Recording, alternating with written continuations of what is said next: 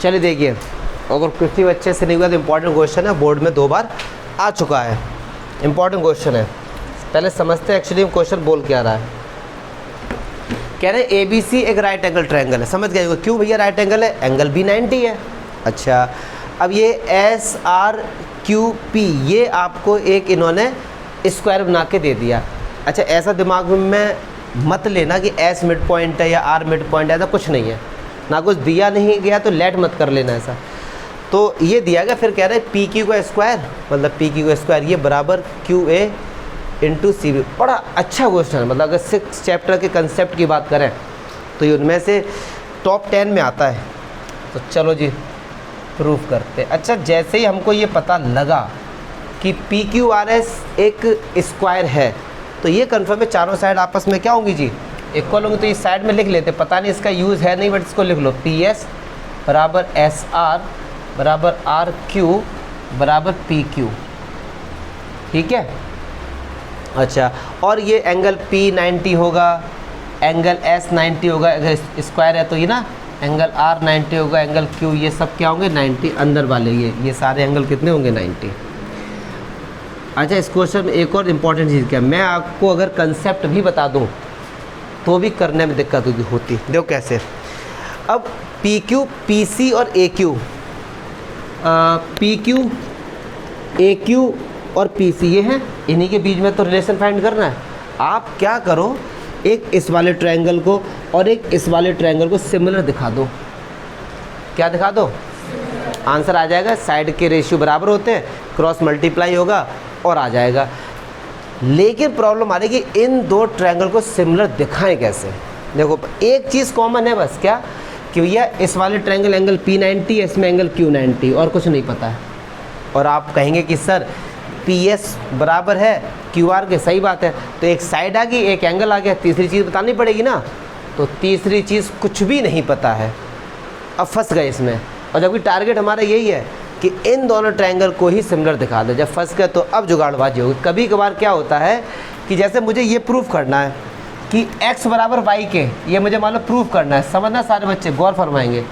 Try किया, नहीं हो पा रहा, फिर जुगाड़बाजी। क्या मैंने क्या किया, मैंने x को प्रूफ कर दिया z के बराबर, ठीक, और y को प्रूफ कर दिया z के बराबर। तो क्या x बराबर y नहीं हो गए? ये भी तो एक तरीका है क्वेश्चन करने का, आप गलत नहीं बता सकते। एक और एग्जाम्पल समझाऊँ।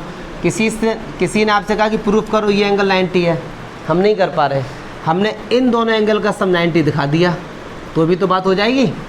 तो अगर इन दोनों का सम 90 है तो भी तो ये बेचारा 90 हो गया।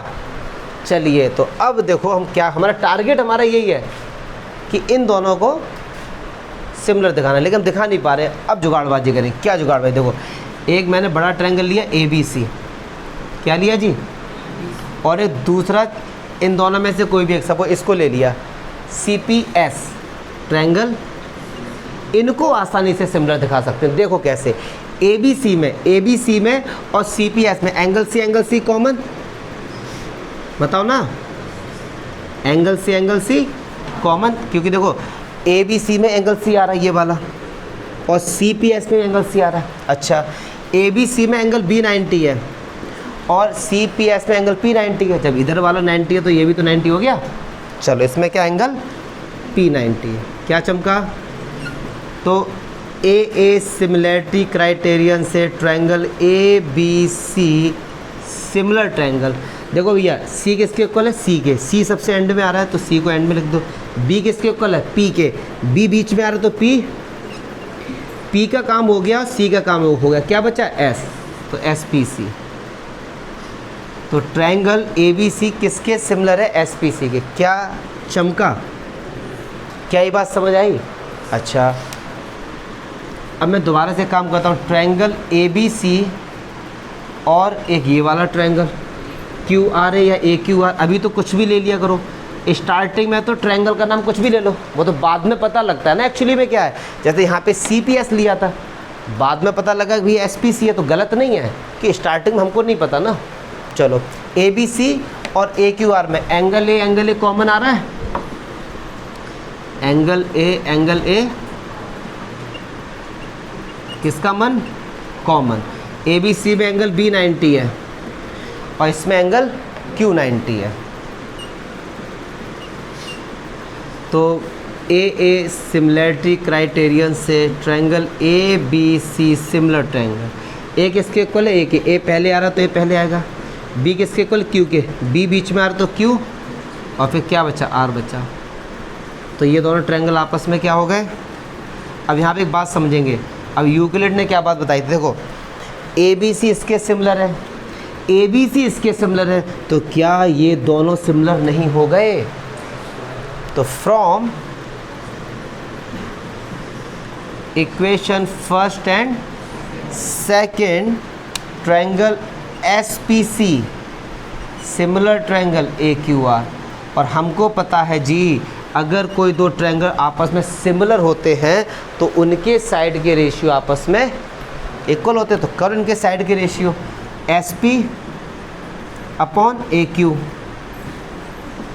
Is equal to PC upon QR SC upon AR।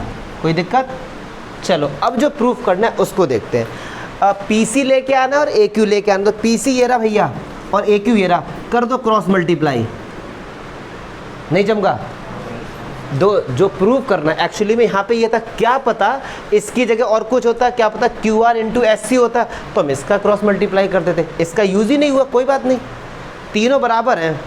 अब जिसका यूज़ होना उसका यूज़ हो जाएगा, नहीं जमगा। तो इन दोनों का क्रॉस मल्टीप्लाई, तो SP into QR, SP into बराबर AQ इंटू PC, तो AQ इंटू PC तो आ गया। अब यहाँ क्या PQ इसका। अब एक बात सुनो यार, SP SR RQ PQ ये सब आपस में क्या है, क्योंकि ये स्क्वायर की साइड है, तो SR की SP को क्या मैं SP को PQ लिख सकता हूँ, क्योंकि चारों आपस में है तो इक्वल, यस और नो। ऐसे QR को भी क्या लिख सकता हूँ, PQ। नहीं चमका, अरे नहीं आया, नहीं आया तुमको, वेरी गुड। तो AQ इंटू PC है ना, मज़ेदार क्वेश्चन था ना।